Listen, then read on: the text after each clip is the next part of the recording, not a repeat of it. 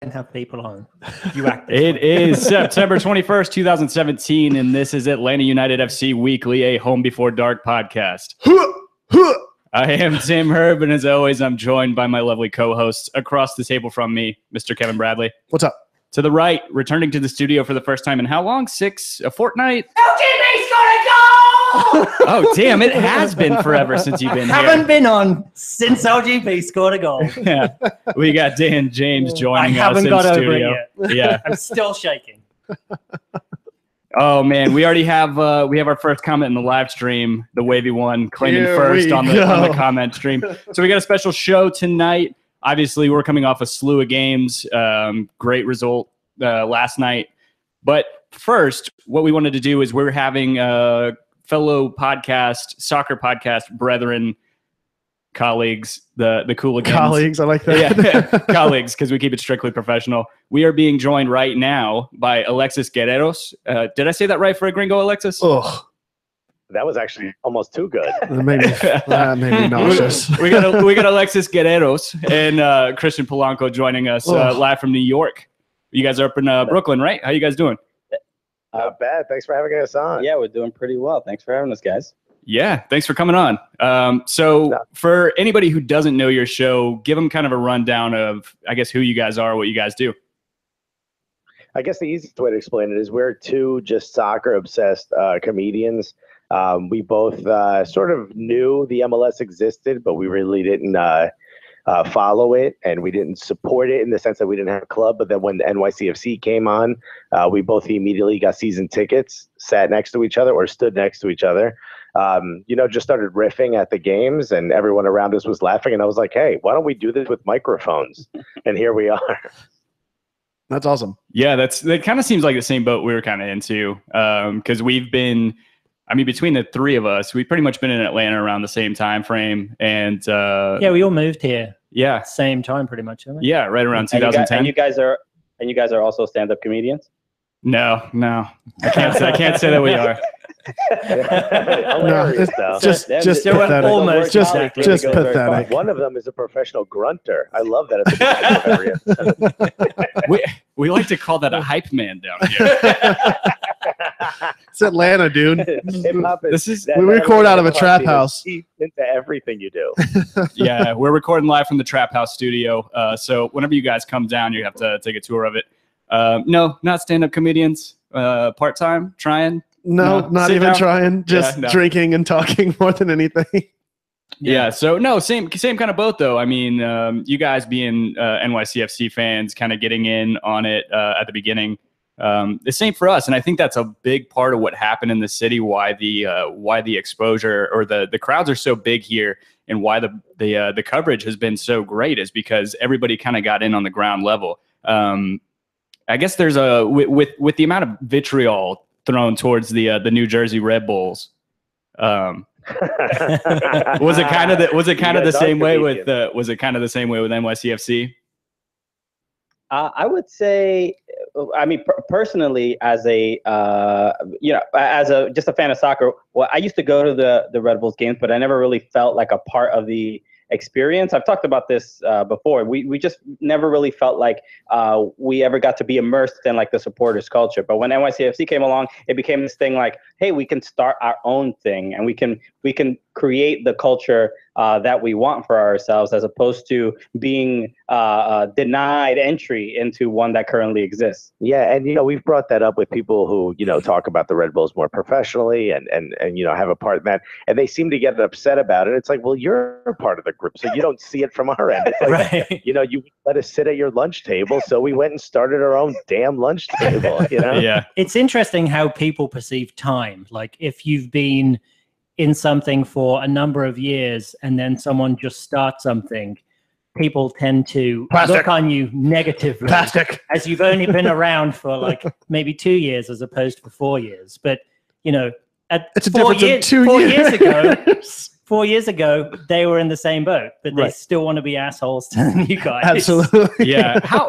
So one of the difficult things I imagine you guys have had to deal with is coming into MLS, your team coming in at the same time as Disney City, as much as I hate beating that name into the ground, but like you guys are kind of in the same boat, right? Because you guys fit the things that they hate about infiltrators of American soccer, right? You guys play in a converted baseball stadium. You guys don't have a mascot, so obviously you guys are plastics, right? Well, we haven't gone around and beaten everybody 7-0, 4-0, 5-0, so not everyone really hates us. They really hate you. We bought every one of those wins, guys. We paid millions of dollars for those wins. And when you say we don't have a mascot, you obviously don't see Andrea Pirlo running around there. Okay, we got a very good mascot. Hey, the most sexy mascot. Yeah, in the MLS. You're talking about a man that I named my dog after 3 years ago. So should have him running around there. The dog might be better in the NYCFC midfield, dude. Yeah, he gets gold side on me. I play soccer in the backyard with him, man. I can't turn on him. He gets in front of it. I kick him in the face all the time. Whoa, you are from Atlanta. All right. I think one of my favorite things is watching people call you your fans plastic, because I saw it from our end. It just seemed like a cheap shot. But one of the things that when people were calling us plastic, or, oh, how could you be fan? Because I was a fan of the club before it even started. Back when on Twitter, everyone just called it sort of hashtag NY2, because there was no name for the team yet. And people were like, I can't believe you're a fan of a team that doesn't exist. And my response was always like, okay, well, then you tell me when I'm allowed to be a fan. Is it when the logo's announced? Is it when the jersey's picked? Is it when they score the first goal? Do they have to win a game? If you do it after they win a game, then you're just bandwagon. So. Right. Yeah, exactly. It's so stupid. And when you say that to somebody, they're like, oh, yeah, I guess. Yeah. Yeah. It's so crazy. I don't know if do you guys have the same sort of hate thrown at you guys from the Orlando supporters? Because they seem to be the absolute worst of the worst on social media. And that's a bad place to go for that kind of thing. But. Well, I think they used to until you guys showed up. You're welcome. Yeah. Dude, I was always very concerned because I think it was more maybe the second season that NYCFC and Orlando were in the league. You started seeing more like actual like fights and there was an issue at the beginning of the year where somebody got arrested, like 3 people got arrested. You mean actual fisticuffs? Yes, that's right. Yeah. Well, right. Also, I don't understand the word that guy says. I'm kidding. No, we need a translator for Dan in the studio. That's generally my position on the podcast. I think he's from the country of Georgia. So yeah, it's been tough, man. It was. I will say, the more the Orlando fans block us on Twitter, the less hate I see on my timeline as a result. So that's helped. It kind of takes care of itself. Yeah, exactly. Yeah. It doesn't make that much sense to me, just because it seems like a very 0 to 60 in how angry the fans were, and you started seeing it more, during especially when Orlando City, when their new stadium opened, and they were, in the purple wall and everything. And now in the background, before every like goal kick, you see people like grabbing their crotch and doing like ridiculous things. So it's just like, what happened? How did these evil people so quickly infiltrate this purple wall? They're probably just NFL fans. Built not bought, bro. Built not bought. Yeah, I love how a lot of people, fans will call us plastic, and then they are like, soccer is not about a business. It's about love and passion and put in the work in. And it's like, well, what you play your players with? Magic frickin' beans. I mean, it's like just a total lack of understanding of any sort of economics. Whatever. Billionaire doesn't own our team. He's just worth $500 million. That's right. Yeah. And he was born with like when people say like they're anti-modern football, and I'm like, so what do you just watch highlights from the 50s? No, I mean, I watched the Swiss League. I'm a huge Grasshoppers fan, man. Grasshoppers is a legitimate football club. Young Boys, there's a good rivalry there. You know what stadium the Young Boys play in? What's that? The Wanktoff Stadium. You're kidding. No, okay, that's terrible. Jeez, did a priest start that club? A Swiss priest. He probably couldn't get in trouble, right? I mean, they're neutral. Like you can't get into anything there. Yeah, nobody knows what's going on there. That's like a safe haven. Nobody's going to testify in that trial. So what do you guys make of your season so far? It seems like you guys had a little bit of ups and downs, and but it seems like granted, we don't go in and win every game for the rest of the season. You guys stumble. It seems like you guys have a lock on that second place. I mean, what do you guys make of this year so far? I wouldn't necessarily say it's a lock, by the way. We've been playing a little. We haven't been playing our best, or NYCFC hasn't been playing their best, and Chicago's starting to find their form again. But I think we probably both have. I think we have like maybe two separate. I would say that it's been a little frustrating to see the downturn, but it's just kind of nice. This season's been kind of nice. The first two weren't as smooth.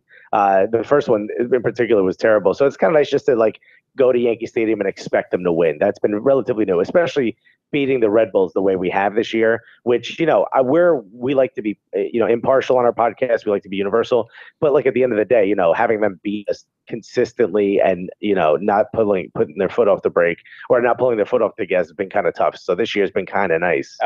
For me, I love the consistency and just the kind of the growth each season. The first season was pretty rough. I don't know if you've ever seen this video. There's a video of David Villa and Frank Lampard giving like post game speeches after the final game of the season, basically apologizing, crying, like almost in tears about not making it to the playoffs and just not playing well. Wow, and David.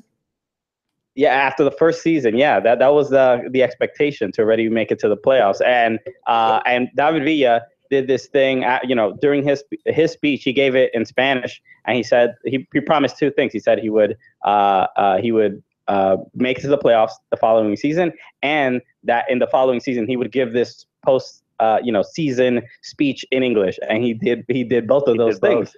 And that was just like a cool cool experience. But this season has been great, mainly because of the other players that have just like grown, and so many young players that have been playing so well. Jack Harrison, Jonathan Lewis. Like NYCFC has made some great just draft choices in each of their seasons, and each of those players has contributed something. So I've got a dumb question for you. What happened to Mix Discorud? Is that why you had a crappy first season? Oh, well, wait, Mix doesn't know what happened to Mix Discorud. I kind of just, I happened to listen to this podcast. You may have heard of it, the Men in Blazers. I think they're your arch nemesis. But because when NYCFC came into the league, they were kind of getting really into that, and they loved Mix Discorud. So he's ever playing in Norway, isn't he? I have no idea. He just posted a photo. He's like FC Kronenberg or something like that. Groningen, FC Groningen. Groningen. That's Norway, I think. I'm pretty sure Mix Discorud is in witness protection right now. It'd be kind of hard, man. That hair is beautiful. I can't. He just dyed a streak blonde, and like I can't know who it is. No, this is from my understanding of what happened to Mix, and we've interviewed a couple of players. We've spoken to people on the team, and we don't want to we don't give up our sources. We don't want to reveal our sources because we will be killed by Patrick Vieira if we did. But no, from my understanding is it was more of a chemistry thing. I think they didn't feel that Mix really fit in with the team. He didn't mix in with the team. There we go. Oh, all right, we gotta go. It's time. But I think because there was a change in coaches, right? From the first season to the second season, Jason Christ was fired, and when Patrick Vieira got there, he brought that just European footballing mentality. He was just like, there's not going to be, nobody's going to cut corners. Nobody's going to be focused on anything else besides soccer. And it just really seems like he didn't fit in with Vieira, and he wasn't, Vieira wasn't really into his game and his attitude. In fact, he was roommates with Kyrie Shelton, and Kyrie moved out and got his own apartment outside of the city. So I think even he was told, you need to focus more, maybe not go out late at night like he was doing. So really? it seems like a lot of things changed, and Mix didn't want to change. So he's yeah. Man, I thought he was like a nice guy. like a Turns TV out he's drama. a complete asshole. Yeah. I mean, when you're a vampire, though, it's like you're well, that's yeah. true. Yeah. you kind of have to go out at night, right? You can't really go. He is. You gotta have an indoor training facility. Gorgeous vampire. Gorgeous Norwegian vampire. So tell us, guys, you guys are going to be. You guys have a special honor coming up down here in our neck of the woods, coming up on the 28th. No.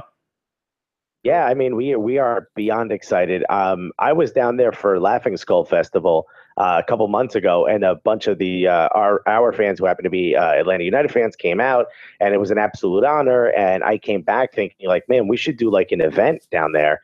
And lo and behold, the Red Clay Comedy Festival, which is happening September 28th through the 30th, reached out to us and asked us if we would both individually be a part of the festival as comedians.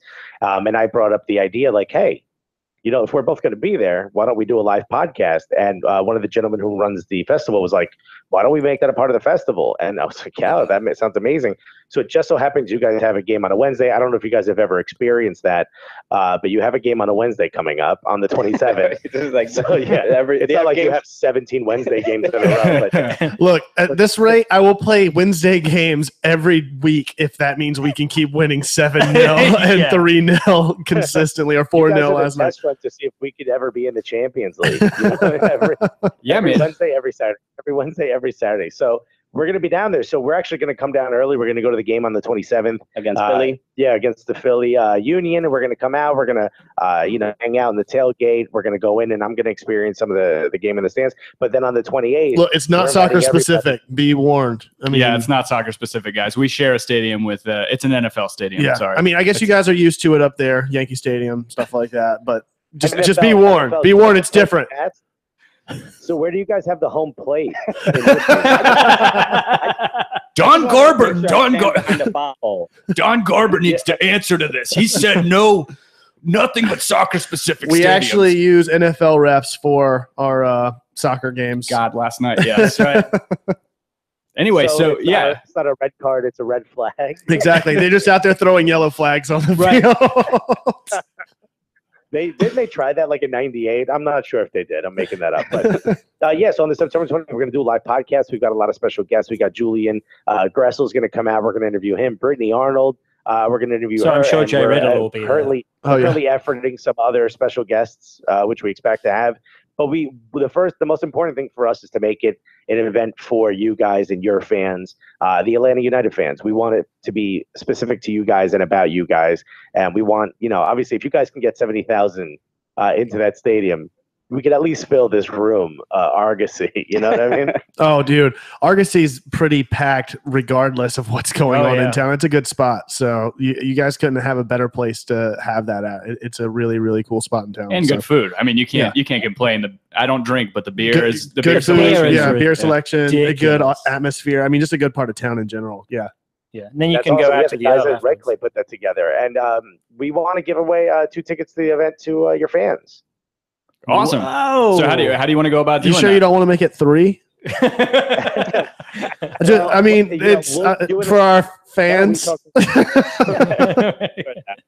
Because I'm pretty sure we can get you guys in. I don't think it's that difficult. But bring my press credential. Yeah, why don't we have your fans just email us or tweet at us? So we're at Soccer Cooligans on Twitter, or email us at soccercooligans@gmail.com. So soccercooligans@gmail.com, and they could email us. Just put home before dark in the subject. That'd be easier over email, I would say. Yeah, and we'll randomly pick one. How's that sound? Yeah. We'll pick whichever one sounds hotter. That sounds good. Should we put that in the show notes? Yeah. We'll definitely put that in the show notes, and we'll make sure we mention it again at the end of the show. If you guys follow us on Twitter, which you most likely do, we've tweeted out the links to Soccer Cooligans' Twitter account, stuff like that. So be sure to hit them up and go to the event in a couple weeks. Actually, the Orlando fans told us to block you, so I don't know. I don't think we follow you. Rip.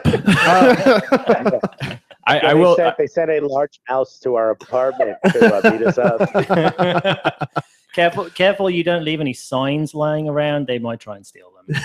You don't have any bleachers like bolted down to the ground outside of your house. They'll probably try and rip them up. Yeah. I mean, I know everyone made fun of us, and I hear that's what they're doing now. Yeah, that's. I mean, that's how they got their ultras, or they got their supporters groups banned from group purchases in Atlanta because they tried to rip Bobby Dodd bleachers out like idiots. They were doing us a favor. We didn't use them anyway. Yeah, that's right. We don't sit down. Yeah. How do you guys feel being on turf? That's something that we talk a lot about on our podcast when it comes to Atlanta United, the switch to turf. Seems like the players don't mind it. But as the fans, how do you feel about it? Well, I think that goes hand in hand, right? Where we want to see our players play in an atmosphere that they feel most comfortable in. And at least from my perspective, watching them play on this turf field the past 4 games that we've played now, they look like the team that we expected them to be, and their pace of play seems to go hand in hand with the turf and the speed of the ball, and it's catching a lot of defenses stunned, for lack of a better term. I mean, they're able to play at a consistency and a pace, as well as having the starting 11 that we want to see in there aside from Garza. I love it. I love seeing it. I don't see where it's affecting the game in a negative way from my perspective. Yeah, I don't have an issue with it at all. Frankly, I mean, I know the purists hate it, but it's the future. I mean, it's better. It's going to be less maintenance. So as soon as something becomes viable and is less economics, you're not having to pay all the maintenance. You're not going to have to pay as many people's salaries. So, that's capitalism. That's America. If you don't like turf, you're an American. Yeah, I can't say that I really care either. But you're right, Dan. I think it is the way of the future. If you look at stadium constructed in England, I mean, Tottenham's new stadium is going to have turf in it. There were rumors. I don't know. I forgot to check up on it because the show we're so prepared. But the Atletico Madrid's new stadium that they just opened this season, which is unbelievable. I don't know if you guys have seen it. Was rumored to have turf, and then there are a couple others. It honestly, as long as the players aren't getting injured at a higher rate, I think turf is, it's definitely advanced since we were kids, right? They're not playing in the Astrodome. Right. Yeah, it's not like a whole bunch of razor blades just sticking out on the ground. I will say, though, it is a little jarring, at least it was the first time, because you don't see this unless you're in the stadium, that they're watering the turf during every break. Yeah. I thought that was so weird. Keep it slick. Yeah. I will say I'm going to miss some of the theatrics that are involved with grass field, especially if it's exposed to the elements with rain and stuff like that. I mean, watching some of those games at Bobby Dodd where it was pouring down rain, there are puddles and stuff like that. It lends itself to some, what's the word I'm looking for? Drama. Some drama to the game. And it's going to be much more of a consistent play game after game with the turf field. But overall, I think I would prefer that than somebody potentially getting injured just for a spectacle. That's true. That's true. I'm just trying to adjust to seeing like all the little pellets on Miguel Almiron's face. He does a tackle. It's stubble. He's finally getting facial hair, man. Come on. He's finally growing out of that baby face. Leave him alone. He should walk out right before the first kick with just glue on his face so the pellets stick. Well, we always joke around on this show in the stands about, well, at least our group, about once his eyebrows touch, because they're going to get there at a certain point. They're going to grow together. He's going to ascend to another level. So maybe he needs to go ahead go ahead and make that happen sooner rather than later. I don't know. You guys are from Georgia, so maybe you don't know a lot of Paraguayans, but that's typical for Paraguayans. That's how you know that their testicles have descended. The unibrow. Exactly. All Paraguayans want to be Anthony Davis. Fear the brow. Maybe we need that in this city, man. Fear the brow. Yeah, we would steal another campaign, but yeah. Anyway, so have you guys made your way up? You guys are playing in Hartford now, is that right? One match, and I don't think either of us are going to that. No, I'm doing a comedy show that night, so I can't go out to Hartford. Me as well. And I've also kind of would refuse to go. At the time that I refused to go is when we both assumed that this was a test run to see if they could build a stadium with that outside of the confines of exactly New York City, outside of the 5 boroughs, which just is a mistake waiting to happen. But because of that fear, I think David Villa just released a statement saying that he's going and he's expecting all the fans to go and he wants that support, which lets me know they're not selling as many tickets to it. And B, they've already come out and said that there's like 3 or 4 potential city sites that they're looking at, so at least they're being a bit more open. Yeah. But I still am not going because I'm just not going to be able to get back in time to do stand up. So Yeah, they just got to find a like a nice bulk of rent control properties to kick people out of, right? Like if we have to help them pack, we will. They're old. They're paying $60 a month in rent. They've been there since the 40s.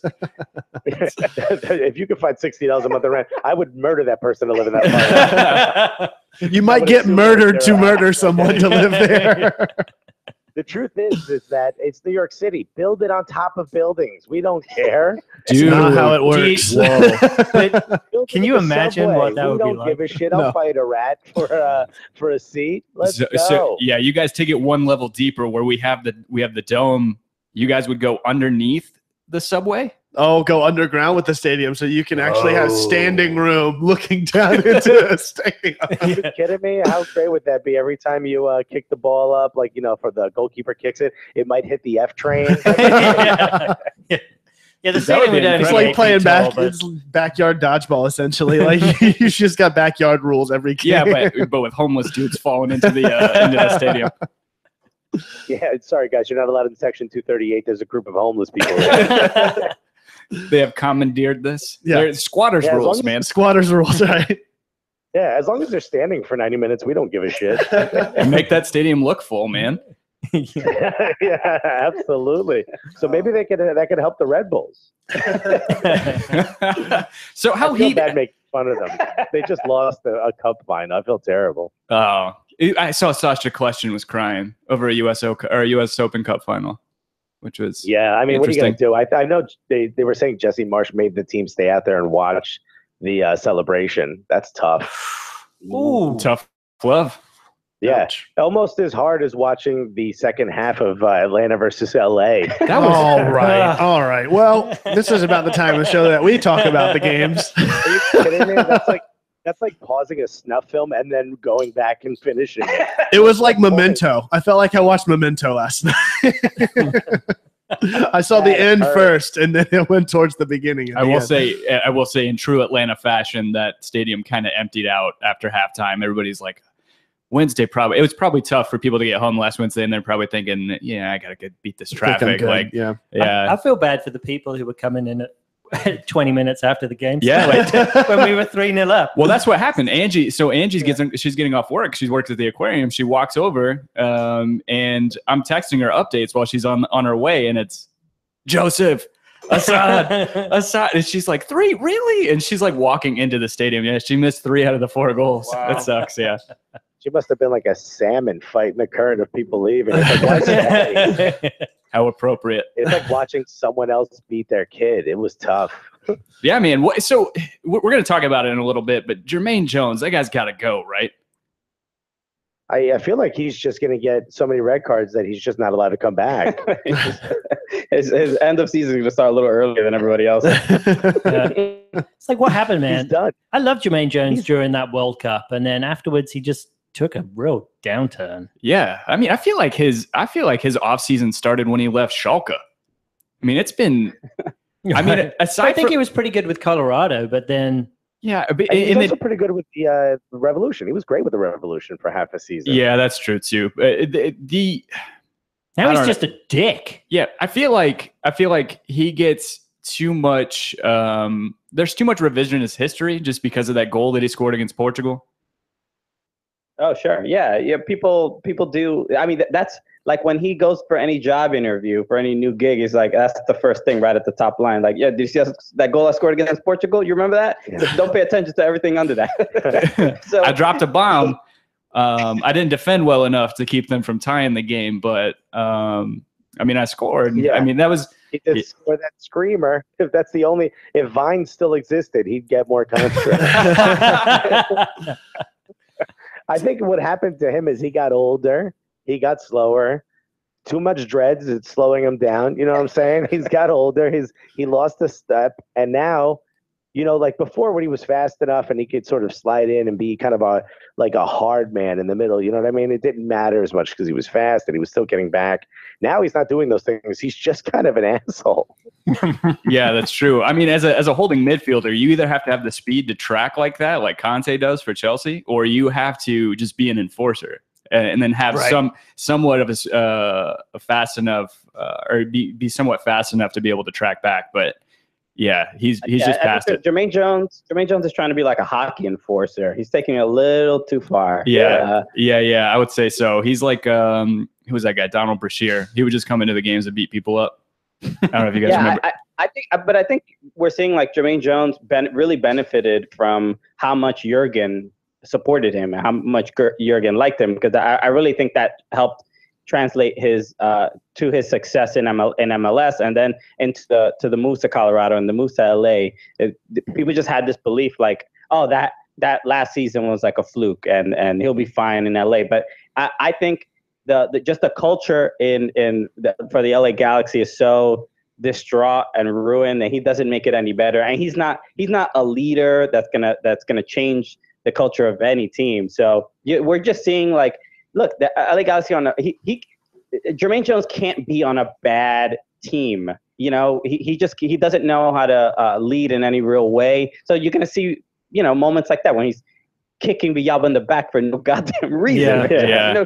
No sense. I mean, nobody on that team can lead right now. I mean, no. I mean, it's funny they got rid of their only leader just to bring in some guy's brother. I mean, Gio Dos Santos is just some guy now to me. He's only playing like some guy, and as an Arsenal fan, it's nice to see someone from Tottenham fail. Yeah. As anybody but a Tottenham fan, it's nice to see somebody from Tottenham fail. It's no, I mean, the brothers Dos Santos, it's been a failed experiment no matter where they took it, right? I mean, they did it in Barcelona. It didn't work out. I mean, and Jonathan didn't really make it up the ranks, though, I guess. But and then bringing him over and sacrificing your best defender and just kind of a brick shit house in Jelle Van Dam and bringing in another attacker and just throwing money at attack. It's, it just doesn't seem like they have any kind of strategy with that team. No, I'm hopefully Ziggy Schmidt and Don Kinnear can right the ship, but the amount of time they're given to do that, is it going to be enough? No, I mean the time is now for LAFC. This is a perfect time for them to be coming in. Yeah. I mean, they're going to be not stealing supporters, but I mean they're going to steal that city. I think. I mean they're going to take over. Yeah, I mean they've got Will Ferrell. It's going to be awesome. I mean, the parallels to what happened with NYCFC and the Red Bulls and what we're watching with LA Galaxy and LAFC coming in are like astonishing. Everyone was afraid that, Thierry Henry leaving the Red Bulls and what are they going to do? And they're not going to have any superstars. I mean, we're watching that with the LA Galaxy. The only thing that gives me pause to say that they're going to go through a major struggle is it seems like the league creates new laws or new rules for the LA Galaxy. TAM and DPs, and they can really do whatever they want because they're the LA Galaxy and they've been so important to the MLS. So I have a feeling next year they're just like, they get 7 points for every win. You know what I mean? It was weird though, because we talked about it on the show after they announced the Jonathan Dos Santos signing. It was like, how do they have 4 DPs? Like, this doesn't make sense because they hadn't announced that Van Dam was leaving. I was like, right. I don't understand how they're doing it, but it makes perfect sense. You guys are right. I mean, as much as Orlando likes to hold Don Garber up as some sort of beacon of truth that kind of just went back on his word, it seems like he never really has been that honest of a guy to begin with. I don't know. I don't even know if it's his fault per se. I think he's the guy that's at the top, so we point at him and say he's the one doing it. But we keep forgetting that the league that we love, for those of you who follow leagues that aren't MLS, it's like watching a bunch of independent clubs. Here, it's like kind of rooting for a co-op, which favorite apartment in a co-op. Like everyone owns a share of all of it. So it's, as much as I would love to say it's Don or Dan Quartermatch or it's someone else, it seems like everyone kind of agrees uniformly to these rules. And, someone like Columbus Crew is probably sitting back going, look, we're not going to do anything. So if LA winning puts more money in my pocket, go win, Yeah, that's true. I mean, look at us, right? I mean, Atlanta United brought us into the MLS. Yeah. I mean, I've been looking for so long because I'm a longtime EPL fan, and as is Dan. Yeah. And me too. The British guy's an EPL fan? Shock. Well, Championship. Yeah, My team's not good enough to be in the Premier League. Yeah, Birmingham City hasn't been good enough in a while. So, but do you remember Birmingham City being an Arsenal fan? Yes, I do. And if Cesc Fabregas's damn injury didn't persist that day, we would have beat you. Oh, you're talking about that amazing shitty goal that Zigic scored to... Well, Zigic scored the first one, then Van Persie equalized, but then Obafemi Martins, who was a Birmingham City player for all of 5 minutes, capitalized on a Szczesny error and just stuck it in an open net. That seemed like commonplace then. And then we got relegated. Yeah. And then that happened. And then Breck Shea came. Is that right? Yeah, I think he did actually after that. Yeah. Then our manager went and managed. And he got loaned over to you guys. Yeah. How did I wonder why? What happened to Breck after he left FC Dallas? It all fell apart. Dude, he was a stud, right? I mean, he was actually pretty good for us. Yeah, I remember watching him coming up in the U20 World Cup, I want to say, and I was like, this kid it's weird. Like, we talk about it with Gressel and with Vasquez, how they're like kind of these imposing wingers, but Breck Shea's imposing, and he's also way faster than both of those guys. Yeah. I mean, he had this weird combination. Yeah. And he's like got a chip on his shoulder, which I love. Being an East Coast guy, I love it when I see someone just like mush someone in the face in the middle of the game and not care. I love it. It seems like he's had a bit of a resurgence with the Whitecaps, and they're kind of tearing ass right now too. They're gunning for that number 2 spot in the West, and they've got like a game. Or no, yeah, I guess you're right. They are number 1 in the West now. Yeah. Shit. Yeah, they are. But Breck has been. They've had him on the bench. He's been like kind of a super sub, and they've used him in like in a different role. And I think he's kind of playing the best he has this season. Yeah, I mean, it's kind of the same way Tommy McNamara does for you guys, right? I mean, it was weird watching him come in. I remember watching some of the beautiful goals you guys were scoring in the first couple of games of the season between the play between Morales and Villa and with Tommy McNamara and Jack Harrison. Why doesn't he get more play time? The midfield, there's too many good midfielders. He's not fast enough to be on the wings because of the style that Vieira plays. The wings have to be super wide. I mean, literally touching the ends. And, they have to be able to go up and down and be able to track back. He's not fast enough to do that. And what are you going to do? Sit Maxi Morales, who's one of the most creative guys in the league? Yeah. You know what I mean? You can't. It's not really an issue with Tommy Mac playing poorly. It's more how great the other midfielders have played. When NYCFC has had that 3 of Morales, Ring, and Yangel Herrera, they're almost unstoppable. Alexander Ring is week after week. He's just so consistent, so strong. He smart challenges. He picks up a couple unnecessary yells from time to time. He's got an attitude, but he's a force in that midfield. So it's going to be tough for Tommy to get in, even though he scores those bangers from like 40 yards away, and they're great to see. But this midfield is the reason why NYCFC has been so consistent and is in second place right now. Yeah, it's going to be a great stretch coming down. What do we have? 5-6 games left in the season, right? We got 4 more home games. Atlanta has about 13 games left. Atlanta just started the Apertura. Oh, man. So we will let you guys I know you guys are on your Atlanta podcast media tour tonight to promote the Red Clay Comedy Festival. Just another shout out. Let everybody know where to follow you guys, whether individually, the show, subscribe. I know your YouTube is what you guys really kind of harp on, but also, I listen to you guys on Podcast Addict. So let everybody know where you guys are. Also, again, give us the email address and all that stuff for people who want to get the tickets, the free tickets. Sure. So for the tickets for the Red Clay show, soccercooligans@gmail.com. Just email that email address with the subject "Home Before Dark." And you know what? Tell us which one of the hosts of Home Before Dark is your favorite. You better share those. Yeah. People should actually do that. Oh my God! So you guys heard that. Better yet, favorite and least favorite. I want to hear. Oh, there you go. Actually, yeah. Tell us your favorite. Rank us. I rank us. It'd be worse to be left off that list completely. I'm just so forgettable. Nobody is happy after this scenario plays out. I just want to mention one thing. I can't be the first person to have said this, but Dan sounds exactly like Darren Eales. Am I crazy saying that? That's just racist. They didn't say you all look the same.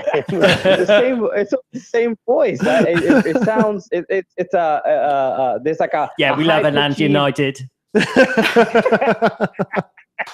They might be from the same area. What part of England are you from? I'm from Birmingham, which is kind of like the same perception as New Jersey. Oh, I know. I went to an Aston Villa match out there. Yeah. Well, I mean, and I was like, we don't really care about the Midlands. Usually in the city, there's not that many people urinating in public like they do at Aston Villa matches. But you know, the whole time I was like, "Can we go back to London?" So you can follow us at Soccer Cooligans, and the podcast is called The Cooligans. It's on iTunes and everywhere else you can listen. We are also putting each episode up on YouTube, so you can go to our YouTube, youtube.com/Soccer Cooligans. Yeah, and we put up a podcast every Wednesday, and we put up a video every Friday. And we travel, we do stuff all the time. Like we were just at the MLS All-Star game, and we got to confront Dax McCarty over the fruit bowl that we sent him. That was like a big thread in our podcast. We sent Dax McCarty a fruit bowl from his wedding registry that we found online, and we never. It was the cheapest thing on the registry. It was the cheapest thing there, and we never got a thank you. So we eventually. So we just went and found him and forced him to thank us in person. Basically, so you can. He was not happy about it, but yeah, listen to it. So, yeah, you can watch it. And so Soccer Cooligans on everything, and this was awesome. And thanks so much for having us on, man. So, so for the people that get left out, because you are just gonna get bombarded with people that want to spew love and hate for this show. I can feel it already. But for those that get left out of those 2 free tickets, the Red Clay Festival, you said it's at Argosy. Well, there's a couple venues in that area, like pretty much like in the 2-block area. But if you just go to redclaycomedy.com, okay, you'll see where all the tickets are. And so you could buy a pass for all 3 days. If you just want to come to our event, it's $10. But if you decide you want to go see the rest of the shows, they will remove those $10 from the cost of a pass. Okay, cool, awesome. So towards that. And do you guys have a GoFundMe going for your studio light? Not yet. I said we were going to do it, but we happen to have another light, and I actually still haven't even opened the other one to see how much glass is going to pour out of there. I'm just happy my wife's iMac did not break when that thing hit it. That's what I was worried about. That's the face I made, was the face of, I don't know where $2,500 might come from. Fuck my life, but don't fuck that iMac. Yeah, that's it. We're just glad we're alive to tell our story. Yeah, likewise. Thanks for joining us, guys. Man, it was a blast. We'll be seeing you guys in a week. Next week. Yeah. Yeah. Awesome. And you guys go to the game on the 27th, right? Oh yeah. You see that flag flying? Yeah. I mean, Dan doesn't. God. Dan doesn't have season tickets. Kevin and I do, though, so we'll be there. Cool. Maybe we'll tell you guys individually who was the favorite host. We will discuss to see if you said different answers to different people. Unless it was Dan. Like the three of you guys are going to email us different names. I'm going to make 8 different fake Gmail accounts just to email. I'm going to weight the stats in my favor. You guys don't know how to track IP addresses, do you? Well, I went to school for computer science, so yes, I do. No, he's Canadian. All right. Good thing that Opera has built-in VPN with it. Okay, dork. I don't know what the hell you're talking about. You get a car. You get a car. All right. Thanks, guys. Have fun on the Mouths of the South. And you guys are doing Soccer Roundtable too, right? We're going to try. They haven't reached us back, but we're going to try. Okay, cool. Well, you guys enjoy the rest of your night. Have fun on that show, and we'll see you guys next week. Thanks, man. You guys are great. Thanks. Thanks, man. See you guys. Thanks, guys. That's going to end terribly. I can feel it. Yeah. So now that we're on to the regularly scheduled program, that was a great segment. I'm glad we had them on. Go check them out at all the spots that you heard here, and be sure to email them all your love and hate for all 3 of us. That's right. You guys stepped up big time. We haven't given you guys love. We put you on blast last week. We didn't get any reviews or ratings for a couple of weeks. We threw some toys at him. We threw shade, and you guys showed up big time. We ended up getting 3 new reviews this week, so we can go around and read one each. So the first one was from a new listener that we saw in the chat last week. Yeah, by Fungi. Fungi too. Yeah, Fong Yang. Awesome Atlanta United podcast with friends. one of the few podcasts that I actually listen to. If only I could watch them live more often than once or twice on YouTube. You have friends who sit around a table with drinks and talks about a team that they really enjoy watching. Kevin, Tim, and Dan, sometimes played by a cat, talk everything that the Five Stripes have done since the last time that they sat around the table. The banter between them is great and hilariously funny. It makes you feel like you are part of the group of friends just chatting together at a bar. The interactions with their YouTube community is great when they are read live and respond back to the comments during the show. Watching them live is a must, but if you can't, this podcast is the next best thing. And when the trio aren't there, they have great guests that come onto the show. Just don't leave Tim by himself too often because the three of you guys make the show even better. Hashtag Orlando is not the South. Hashtag Hail United. I'm pretty sure he meant Kevin whenever he was talking about leaving you alone because of that episode. That was because I haven't been by myself yet, have I? No. You guys just left me stranded like 2 weeks in a row. Yeah. So, well, another one, great ATL UTD podcast from Shri 9800. Great podcast covering Atlanta United. I live out of the market and I'm relatively new to the game, but I can get all the news and analysis I need here. Keep it up, guys. Really enjoy it. No hashtag, but Orlando's not the South, so I'll accept it. I will too. And then Dan, you have it up. This one's from Crankshaft 333. I love it.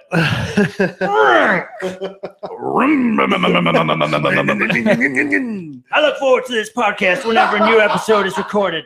I'm a new MLS fan, so I appreciate the knowledge and humor these guys bring. Thanks. Thank you, Crankshaft. No, that's awesome. Best freaking name. As always, thank you guys for those of you who leave us reviews and subscribe on iTunes. Make sure if you do, or make sure to do that because we'll read it out on the show, give you guys a shout out. So yeah, so thanks a lot. I mean, that helps get us exposure. It's a gift that keeps on giving. You know, every time that we get a rating, it bumps us up, and that just trickles down to people like the Cooligans that come on. It helps get them a little bit more exposure too, and that's ultimately what we try to do. So. And for those of you guys, as always, Wednesday or Thursday nights, it might end up being Wednesday night again once this whole midweek fixture shit cools down. Just throwing us all out. But you guys make it special for us on the live show. Those of you who subscribe and interact with us on YouTube, you guys make our week. So yeah, and go check out Mouths of the South, who the Cooligans is going on now. I think they'll be going on Mouths of the South at 10 o'clock. So if you guys want to hop over there, or just maybe catch it tomorrow. We won't blame you, but yeah, you can always either Facebook Live with them or listen tomorrow. So I guess Seth Carter gave us one of the reviews yesterday. Oh, okay, right on. Yes, right on. Seth. Thanks, Seth. Yeah, cool. So I don't know where to start. I mean, it's weird the way these midweek fixtures kind of screw everything up because we're coming in with 2 games to talk about, and Orlando is 5 days gone already. So hasn't kept them from watching our games when they're not playing us. Yeah, it's still crazy. Talking trash. I mean, Shri 9800 was Seth Carter. Cool. Thanks. Seth. Right on. Cool. So the right, Dean. So Dean Worley says midweek makes my week better. It does, but at the same time, we would love to be able to broadcast with you guys, not for you guys. We broadcast with you more than once a week. But the logistics of that between all of us having 9 to, let's call it 8 to 6 jobs. Yeah, exactly. And then Atlanta traffic and all that, and us living on opposite sides of town, it makes it a little difficult. So you guys make Thursday night special. And these games are kind of getting in the way of regularity and all that kind of stuff. So next week's the last Wednesday night game we have, right? And then we're kind of caught up. No, I think we have a Tuesday game. Okay. But we've only got 1 or 2 more. I mean, that's ultimately, we're getting towards the end of this stretch where we knew it was going to happen. Minnesota was Tuesday. I will say, luckily, with us having this stretch of games, it makes it a lot easier to talk about whenever they're consistently wins or draws. It's not like we're having to play back and forth between like, oh, we lost, but then we won, or right. It's a lot of good. We've been fortunate that the past few weeks where we've had multiple games in a week, it's all been really good conversation because of really good effort. Yeah. So to that point, I mean, it just makes sense. Let's just start talking about the Orlando game. We set the new single game attendance record. What was it? 70,425 at the Benz, which in true Atlanta fashion, everybody was fashionably late. Yeah. I don't want to be skeptical or say, because that's what everybody's going to say is that sounds like a made up number, but that is a really even number. 25. It wasn't 23. It wasn't 24. That's a nice rounded number to 70,425. I trust our front office is smart enough to not be like, let's buy some extra tickets until we hit a certain why they would be smart enough to not hit that 5. I think it's just a coincidence. What do you guys think in the live chat? Collusion or not? Ben's Gate. Ben's Gate. This is all Don Garber. No, Just going back on his word. He said soccer specific only. That's one of the strengths of our team is our front office. They are so savvy, and they're not going to. Well, they haven't had to pump any sound into the bins, that's for sure. So one disappointment, I will say, to start the game was that the roof wasn't open. Still hasn't been open. Yeah, it has. Well, they opened it up for the Falcons game, and then they closed it last night. Right. So yeah, that was weird. I don't know why they did that. It wasn't. There was rain potentially in the forecast, but yeah, it's really weird. I'm going to put it this way: it's unfortunate, but I'm glad to see that the roof has the capability of both opening and closing. So yeah, that's true. So that's good. It's operable at least. Yeah, that's very true. So I don't know what you take away from this game. I think we were definitely exposed in that without LGP. Lorenowitz is a great center back when he's not starting at center back. Is what I'll say. Yeah, he's when they've got that more fluid dynamic. Right. I think he does great floor. Covering for center back. I don't know that he was serviceable. I think that he was not great in the air. Anton Walkes picked the worst time to have his only bad game that he's had since he's regularly started. Yeah, I'd agree with that. Since he starting. The difference being that I thought that Walkes had his, like you said, his worst performance that he's had since he took over from Mears, and was going to talk about that. But even more than that, I felt awful in that. Even though I felt like he had a poor performance, I don't know if Dan, did you see his response on Twitter the next day? Oh yeah, like that's heartbreaking to see. Like, I just don't want any player to feel like they are solely responsible for a quote unquote, which it wasn't even a loss. It ended up being a draw. But I don't think any one player can ever take full responsibility for a loss in any game. Especially a game like this. No, but it was great to see his maturity. Absolutely. I mean, and everyone was the same way. It was like when the England women's team lost to Japan in the World Cup with Laura Bassett scoring an own goal, and she was like, "I'm sorry" to everyone on Twitter. It's like this is not your fault. It's okay, right? Like people have bad games, absolutely, and you are still you're in the youth system in Tottenham. You're a young player. You're learning things. You're playing out of your position. So it was great to see from him. I really like to see it, but. Well, I think it really was what you said. I think it was definitely a learning opportunity for him because I think that it just kind of started spiraling, much like we've seen Villalba spiral from time to time in games where he gets frustrated and then his shots just seem to decline, and then maybe he gets one random one on target, like in the first game against Orlando. Walkes just seemed to kind of get down on himself early and often, and that ultimately is what I think leads to that. And so I hope that doesn't become a trend and that he does use it as a learning opportunity to keep his head up and keep playing with the intensity that he needs to for a full 90 minutes rather than making one mistake and then letting that lead to another 8. Well, that's the great thing about having these condensed amount of games is he was able to come back yesterday. Absolutely. And had a great game. Had a great game yesterday. Yeah. Did really well. I thought so too. Shout out. I want to say thank you guys, new people in the chat, Rachel Bevan, and then Michael Ruiz, who dropped the sweet radio call in, longtime listener, first time viewer. So that's pretty great. Rachel says, bring in Bobby Boswell. I think it's something that we talked about. We thought we would see him, but in listening to Eric and Jay and Josh over at Mouse of the South, I think they made great points about things that we didn't even consider. Just he hasn't been here long enough to really fit into that system. Well, that makes me question if he is. Not that he hasn't had time to, but maybe is there an issue with him actually fitting into? It's not that he hasn't been here that long. He's been here for a couple months now. That's true too. Okay. Well, the good thing about having Lorenowitz in as a CB is Parkhurst is playing next to guys on either side that he's used to playing with. Right. That's true. So yeah. he although on the first goal, on Dwyer's first goal, LGP would have been in that situation that Lorenowitz was in. Yes. So I think he would have done better. Though I do remember LGP giving up that same type of goal in Vancouver, but we'll see. They really bought it. I mean, Orlando, yeah, I don't know. I think Michael Ruiz in the chat made a great point. He said, rewatching the game, they scored on the only legitimate chances they really had during that game. I mean, the stats were so one-sided. It was another one of those games that Atlanta finds themselves in where they dominate the stat sheet and then come away with a draw. Yeah, it's frustrating, but I think so. We went ahead and talked about negatives. That was the main negative for the game, I would say. I would say that there's a little bittersweet, I don't know, you call it brackish water, whatever, with Chris McCann. So you guys kind of gave me a little bit of shit last time, or at least maybe that was a couple weeks ago, where I was talking about Chris McCann becoming serviceable and seeming like he's fitting into the team.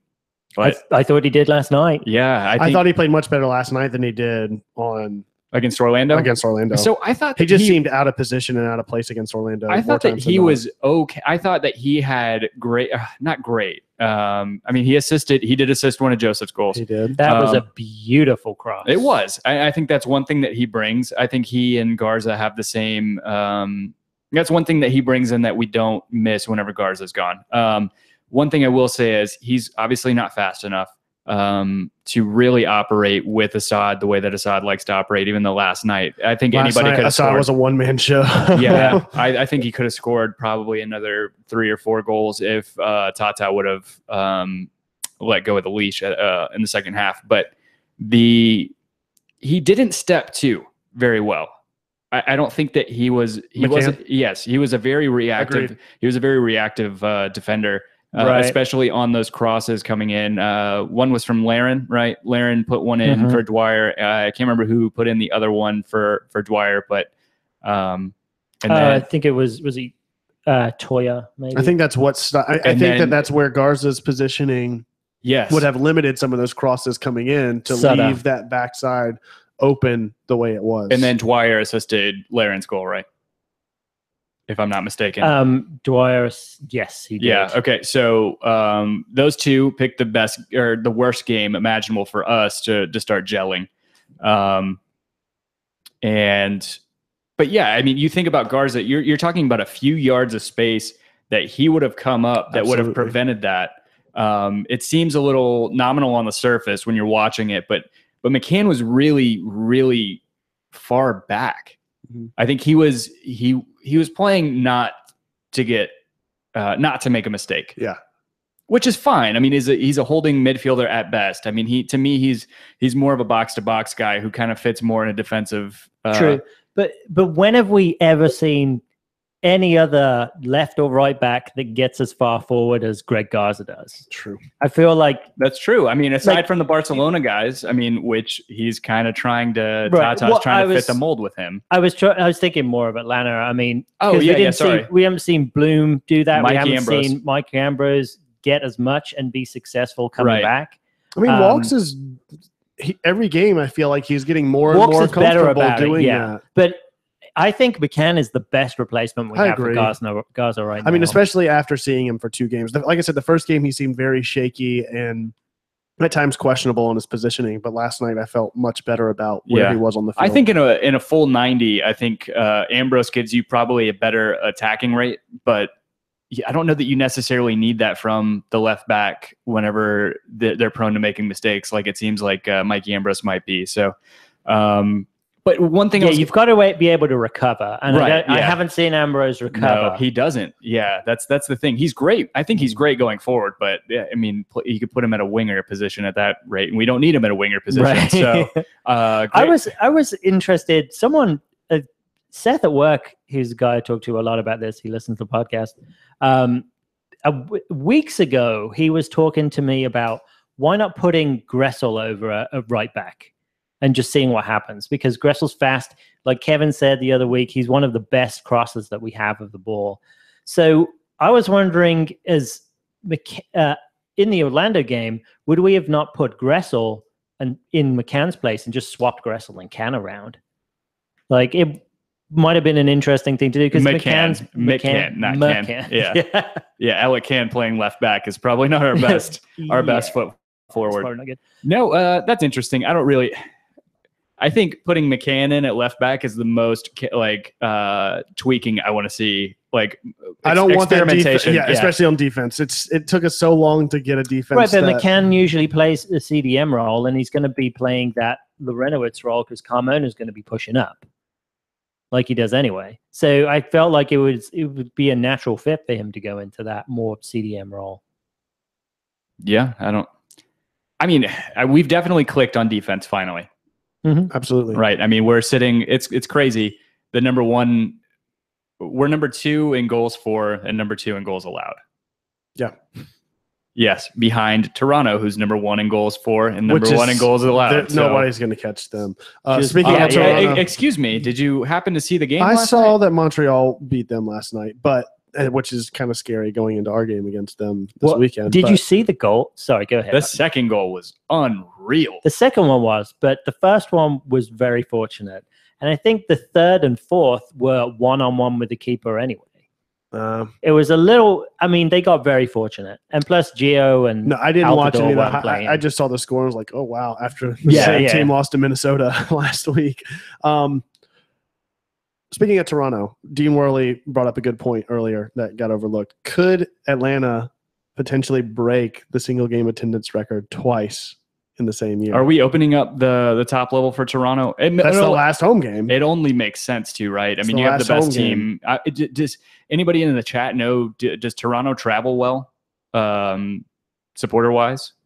Honestly, don't know. I don't think it's going to matter if Toronto travels well, supporter-wise. I think Atlanta, supporter-wise, will more than fill those seats at this point because there wasn't a sea of purple at that game Saturday. He says that Toronto is open to the 70,000. I think it's very possible. Being the last home game, I think there's going to be a lot of hype around that alone. And with the ticket prices compared to a Falcons game or something like that, especially knowing that this is the last game before a playoff berth, that I could absolutely see that happening, breaking the attendance record twice in one season, which would just be unreal. I got tickets to that game. To the Toronto game? Yeah. That'll be great. Me too. I bet me too, bro. I bet me saying that it'll just all average out that it's like we're just playing, both teams are playing backups and it's totally meaningless. I don't know. Hopefully by that point we are playing for the second spot. I know that what is it, third or fourth gets us a home? Well, we could, if results go our way, if we win and Chicago lose this weekend, we go third. And we still have a game in hand on them, yeah. So what position do we need to clinch to get a home playoff game? That's what I need to know. We need third. We'll get a home playoff game. Only third? No. So obviously first, second, third, and fourth. So the playoffs are structured like the NFL, but you have 2 games in the second round. First game gets a bye. Our first team gets a bye. 1 and 2 get a bye. 1 and 2 get a bye. Okay. Yep. So 3 plays 6, 4 plays 5.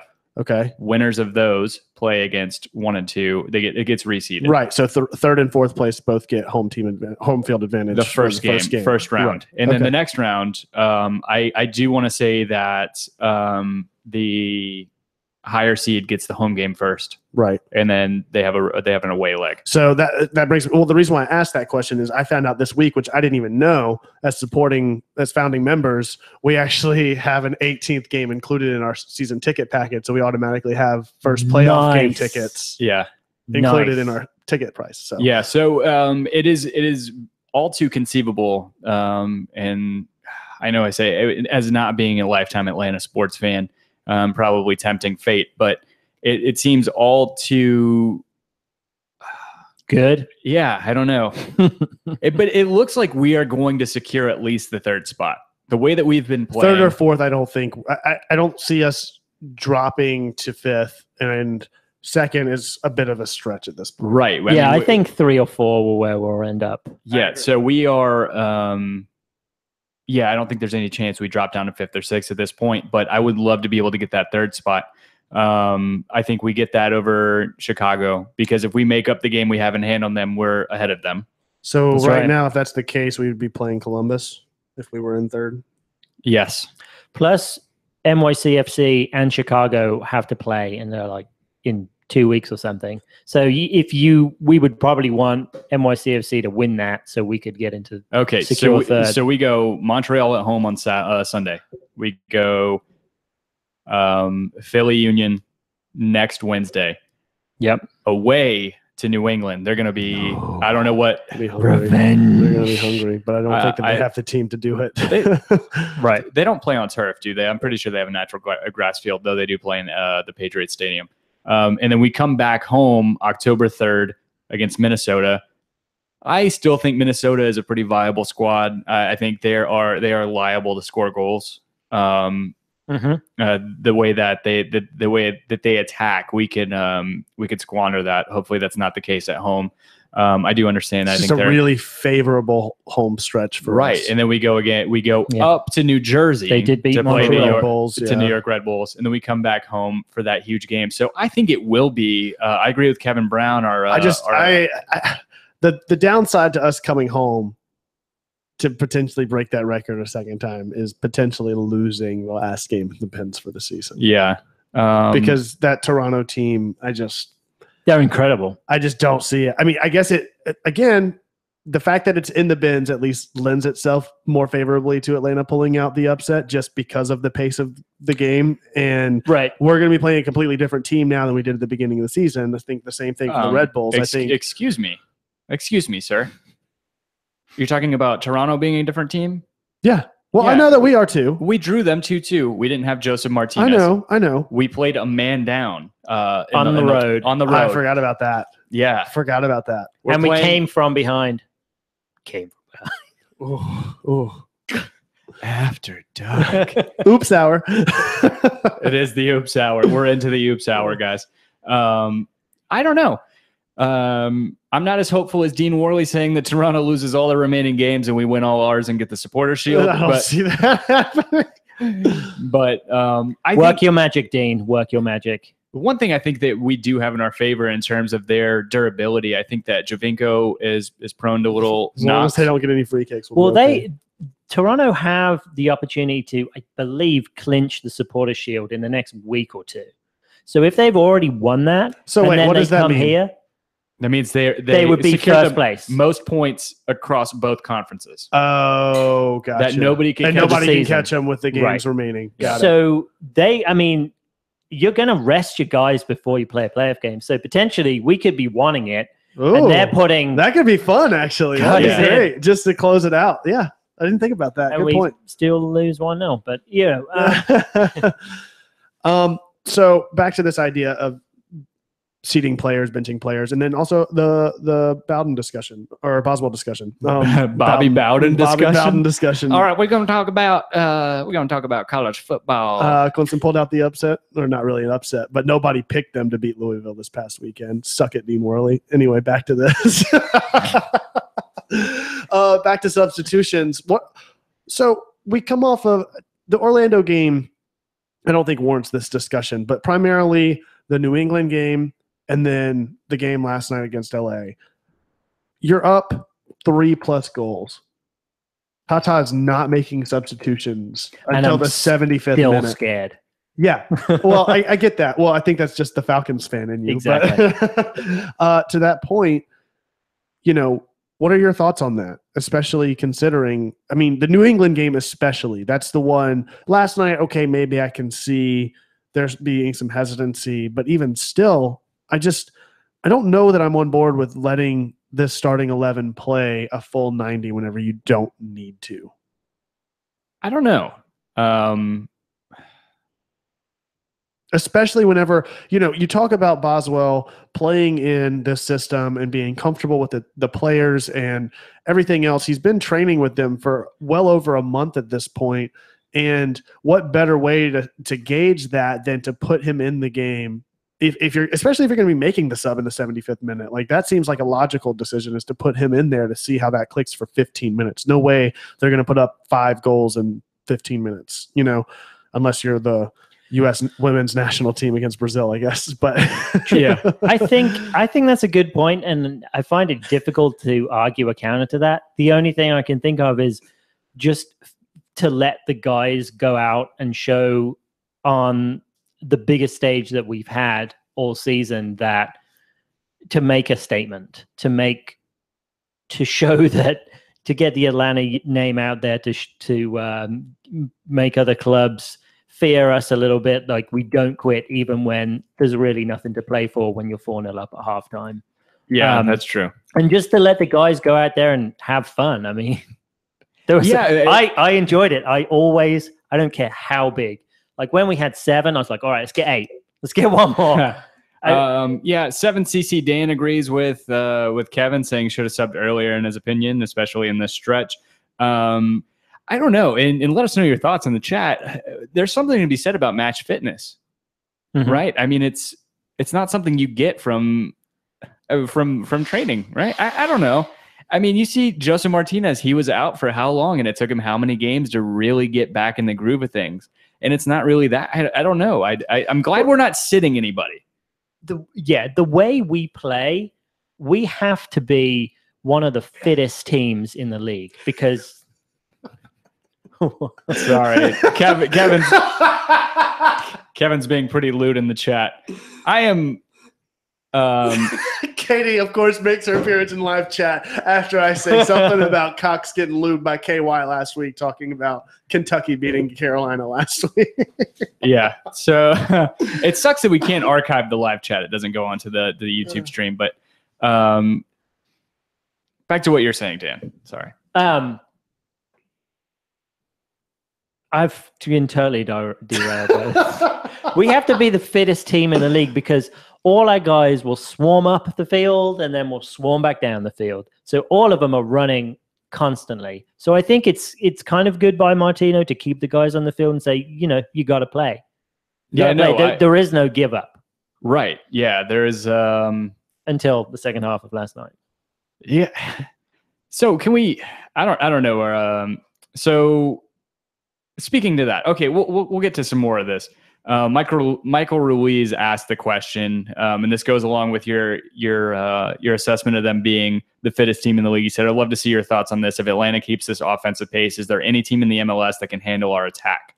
I don't think so. My question though is, how much of it is a product of the turf and the wide pitch? Seriously, I mean, being fueled by Waffle House. Yeah, and being the game was presented by Chick-fil-A last night, so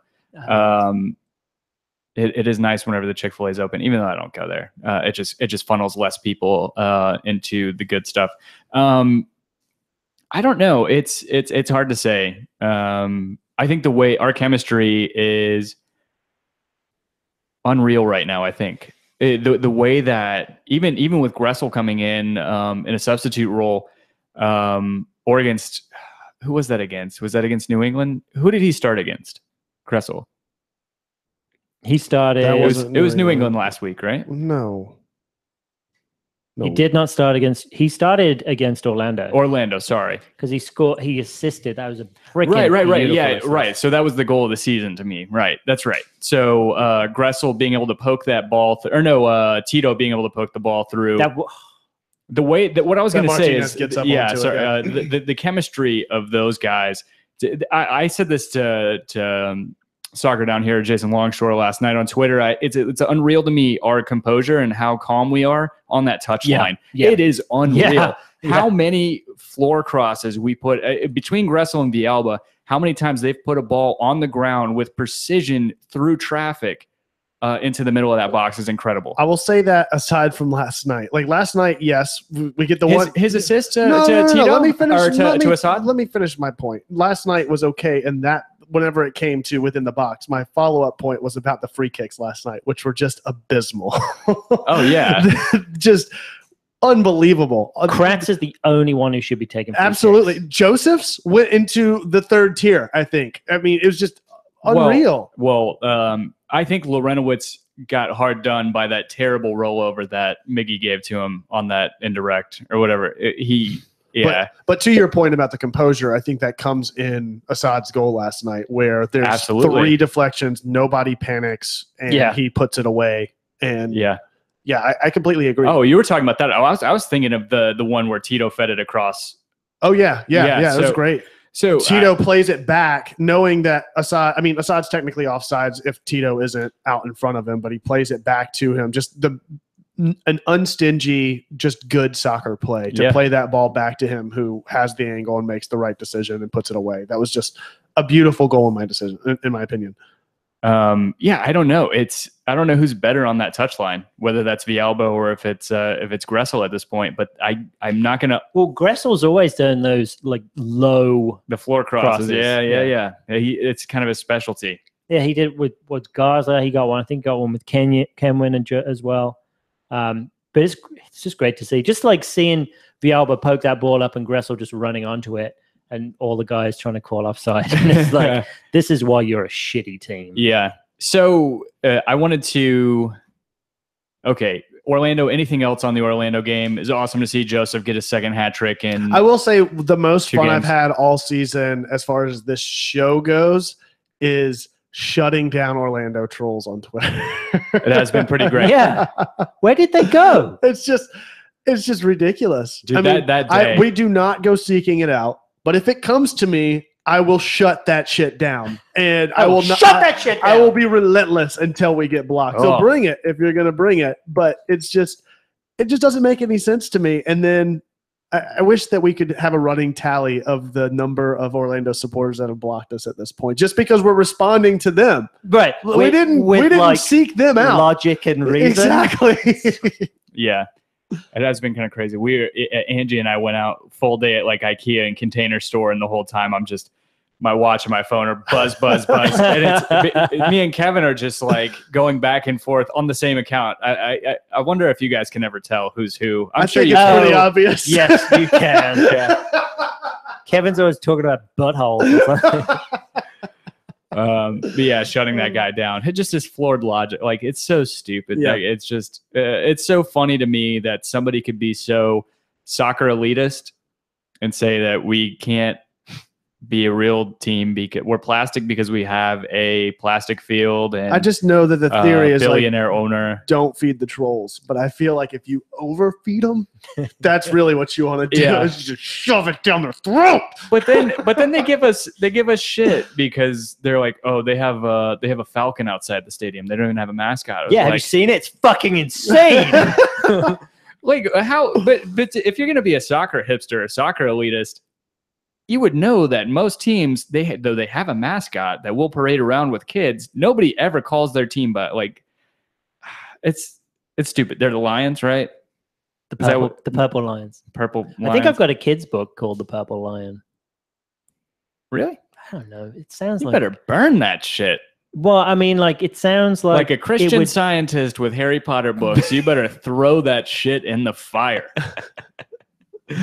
Anything else on the Orlando game? No. It was a good game. I think Brad Guzan, catch the fucking ball. Don't be punching it out. Punching is not a good idea. That's something that's what Simon Mignolet does. I will say that one good thing out of that Orlando game, I mean, there was a lot of good out of that game, but it was just good to not see Atlanta get their head down. They just kept fighting all the way through, even though they kept kind of getting down and getting behind. They kept finding ways to bring up goals, and I think that game should have been a win. I mean, hands down. Yeah, I do. It did feel like a little bit of a loss. It was definitely one-sided. It did feel like a loss, but at the same time, it was just good to see Martinez especially just keep pounding, and keep that front line pounding as well. So no. Dick really needed his posts that game. We could have been 2 goals up. Oh my God, that Almiron goal that he gets the fingertip to, and it just barely rolls and taps the post in time for the defender to come back and clear it out. Well, actually, he didn't get fingertips to it. It just hit the post. I think he got fingertips on it. No. Wow. And the other thing was, someone was telling me that they should have pulled Guzan, which I think is... Oh, that's a good question. Are we having the topic? Are we having this discussion anymore? Is the Guzan discussion even valid anymore? I don't either. The battery. I think it's a done deal. Yeah. Oh, I didn't know that. Yeah. So Rainish Guzan, is this even a discussion anymore? Tambakis. Can we get Tambakis in a game, please? Let's get him on the podcast. I don't speak Greek. Isn't he Greek? I know he might speak English though. Oh. Anyway, you had one more point about the game? Is that it? About Guzan getting pulled? Yeah. I think shut that shit down. It's stupid. Yeah, that's really dumb. You don't. I take back. I'll eat don't crow. Want to do that. I'll eat crow any day of the week if it means my team is winning. I know I wasn't diehard on the Guzan front. I stand corrected. I still say he had a good defense in Middlesbrough. I just think he was playing against much better competition. Agreed. Week in, week out. Speaking of eating crow, I think a lot of people in the media were having to do so after that game Saturday. I think that's the last point for Orlando for me. Who was the announcer that was? Taylor Twellman. Yeah, Taylor Twellman. Yeah, he did. And then last night, you guys saw the Deadspin. We're saying Atlanta United is the best story in sports this year. Oh, yeah. Yep, absolutely. Yeah, it's awesome. So to get to last night's game, I made a point. So I sit in 117, or not sit. Angie and I stand in 117. So during the second half, we watch the back of our players as they're attacking towards the supporter section. So Brandon Vasquez, if you guys got the impression that I don't like him at all, I think I've been very vocal on the show. If you guys listen, he's one of my favorite players on this team. I told you guys he did not need to be starting. You see what happened last night whenever he came in? You're welcome. You're welcome. I told you. What did I say? I said, go ahead, start him. Go ahead, start him. Look, he comes in, gets a sub. Look what happens. Yeah, so I tweet. Just give him a chance, bro. So the cameraman didn't really do a great job last night. We had very poor replays during the game. I don't think they showed a single replay in stadium on the halo of the Jermaine Jones tackle. The Jermaine Jones, I think it was – I will venture to say it was a soft call. I think it's warranted. Are you kidding me? No, I went back and I paused it. I did too. I mean, he makes eye contact and kicks out. Where he's like kicking. He kicks out. He deliberately turns his head to see where Tito is and kicks his leg out. True. So let me finish my point here for a second. I tweeted out that Brandon Vasquez was lucky we're up 4-0 and he needs to show more discipline. Because from where I'm standing, which is the exact opposite side of the stadium, it looked clear as day to me from the bang bang that I saw that he had studs up and he went in late on. He followed through on a challenge he shouldn't have. No, he turns his whole body and visual away from it completely. Yeah, absolutely. I'll eat crow. I wanted to address it on the show, not flood Twitter. Anyway, you guys that were saying that he was hard done by the ref and that was a yellow at best, I agree completely. It sucks that to me, the last two games, there wasn't a single card during the Orlando game. And then last night, Alessandrini was reckless. I think he had 3 fouls in the course of like 5 minutes at one point. The guy's a crybaby if I've ever seen one. People want to talk about Assad and his theatrics. Alessandrini is one of the biggest crybabies I've seen since I used to play high school soccer. We got him so frustrated. It was awesome. Yeah, it was great. I love to see crybabies cry. But so my point is that the referees the past 2 weeks until about when did Jermaine Jones get sent off? 44th minute? They've been hesitant to pull cards because of the New England game? Because of the New England game, they have been increasingly – no, especially in that Orlando game. Yeah, no, agree. Kevin Brown, I am with you. He says Alessandrini should have been off during that game. I agree wholeheartedly. The guy is a little punk. Well, I thought bitch. Spectre should have at least got a yellow card. I agree completely. Yeah, that tackle there should have been on the back of Almiron's legs at the top of the box. Like, no, I hate to say it. Watching that replay, he got ball. That doesn't matter. He just happened to get the ball. He was going for the legs. You don't always have to be trying for success. Sometimes you hit it. Right. I mean, which means a red card because he just took his legs out. No, but that's the thing is I do not defend Orlando fans. And I even said Jonathan Spector is no longer beyond reproach since he's not with the U.S. men's national team anymore. But I thought that was a clean tackle. Really? I thought the only reason he got the ball was because Almiron had to nudge it to the left. He wasn't going to the left. Spector was both feet. He was going to the right. straight for Almiron. There was no intent on ball whatsoever. Yeah. But to the point, I mean, there should have been way more cards in that Orlando game. There was 0 cards, right? I was really surprised. 0 cards in that entire game. I mean, on both sides. I think both teams were playing overly aggressive at times. And to not see a single card come out was shocking to me. And it makes sense coming off of the New England game. I mean, the refs aren't stupid. They know what's taking place. And the New England game with 2 red cards where Atlanta won 7-0, they're not going to come in and want to throw cards out the gate. Right. I think, and that's. But look how much publicity you got the MLS. Exactly. It's very unfortunate that I don't want to say there were. I'm not going to say it was a top-down decision. I don't think that people up there were saying, "No, you guys really hold off on the cards." I think it was these referees that were like, maybe they didn't see eye to eye with what. I already forget the guy's name from last Wednesday against whenever we were playing the Revs. They probably were like, yeah, maybe some of those were borderline. Maybe I need to be a little more cautious. Maybe I need to take control of this game. Whereas I thought he took great control of the game in the New England game. I think I've been very, very objective when it comes to, even whenever we have it in our favorite bad calls happen, I'm not a fan of it. But I mean, you are obviously, but you're able to sit back and see that the referees made some mistakes. I don't think that there were many mistakes at all in that New England game. And then I think it had played influence. Do you think it's rivalry? Brittany S mentions that in the chat. Do you think that? I mean, MLS was touting this whole rivalry thing all week on Instagram. Do you think that could have something to do with it? That the refs wanted to see some competitive play, the New England game playing a factor into that? I don't know. Yeah, the way to make that game more of a rivalry was to red card an Atlanta United player. Then I would be even more pissed. That's the thing, though. I mean, typically in rivalries, especially the derbies in England, the Tyne Weir derby, and whether it's like the Merseyside derby or Liverpool and Man City, or Man U and then Man U, Man City, Arsenal, Tottenham, Chelsea, Tottenham, whatever, any of the London teams, you see a lot more cards. Yeah, because there's actually something in it. But yeah, last night I didn't understand there were some really bad fouls. So what are your thoughts about last night overall? I was very disappointed, to be honest. Yeah, I wanted to see 8 goals. No, overall, I go back and forth with that, where I thought the first half was great, obviously, for obvious reasons. In the second half, I mean, there were no goals scored and no real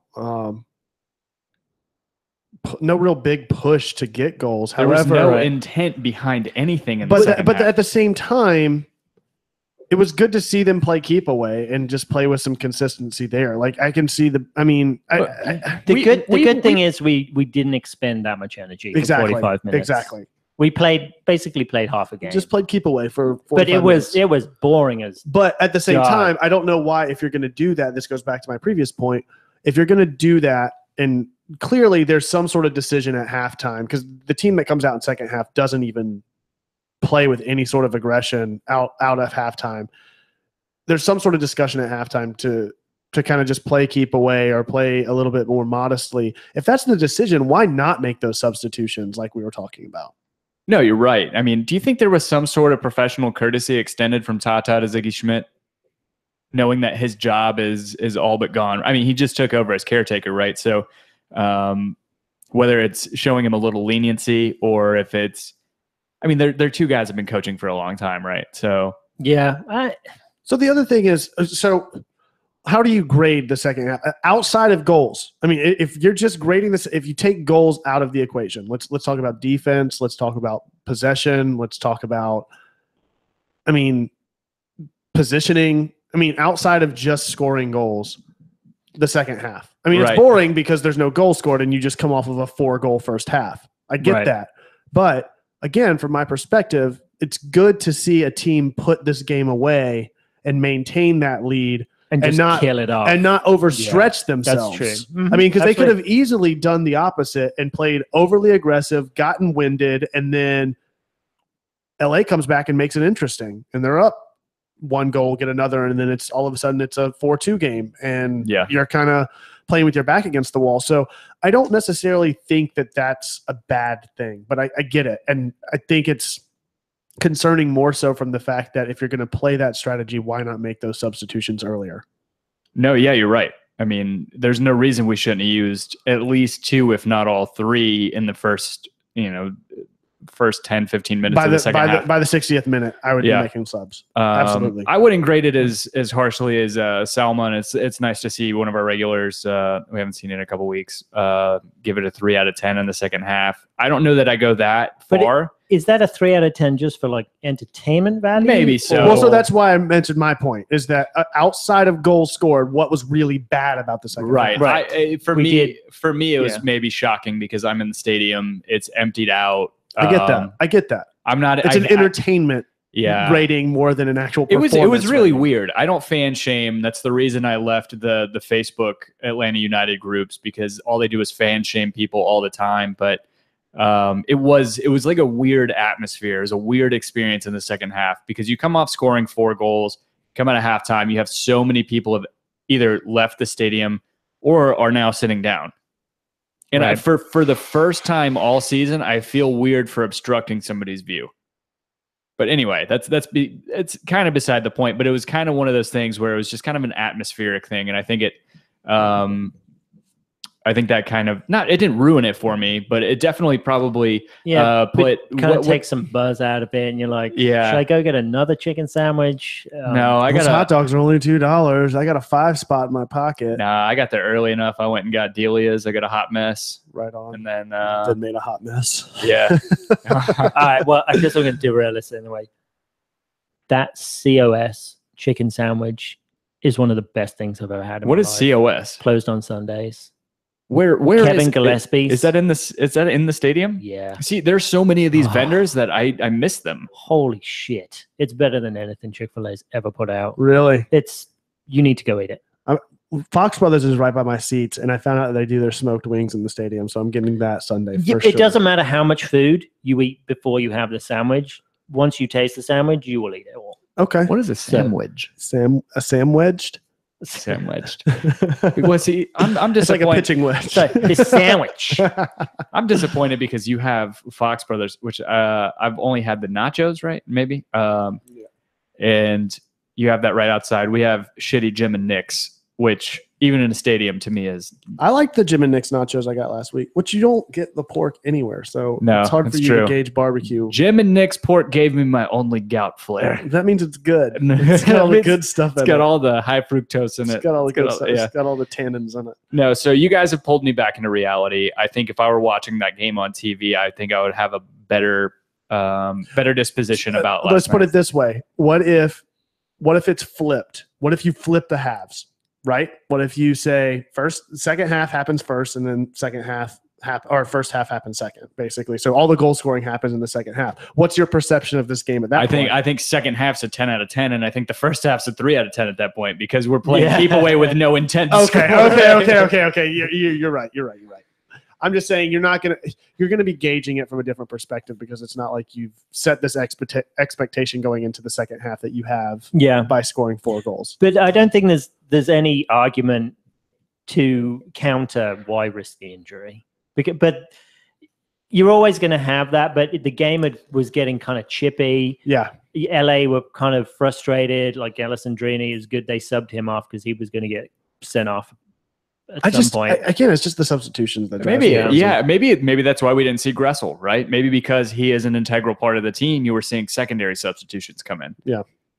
So I don't know. I mean, that's why you saw Jacob Peterson come in for Joseph. You saw Vasquez come in. Mears. Which is Walk's nursing a little injury. It seemed like he was kind of limping off. And oh, really? I don't know. I think that's kind of his gait. Okay. I may be mistaken. Maybe. Yeah, it just seemed a little odd to me. Do we have any injury or status update on Greg Garza at this point? All I know is it's a hamstring issue. He's not playing Sunday, is he? I would almost venture to say keep him out until playoffs at this point. I mean, even if he is ready, we've got the depth to keep him out. I would rather him be healthy for playoffs than to come in for 1 or 2 games and risk it. Yeah. So you got a month left in the stretch. I'd like him to have a game or 2 before the playoffs just to keep that. I mean, maybe if he comes in the last game, maybe if he comes in the Toronto game, but I mean, we're only a month away from the end of the season, right? Mm-hmm. Last game is what, the 6th of October? Oh, wow, the 6th. Maybe I got that wrong. Hold on. I had the schedule up. So unprepared.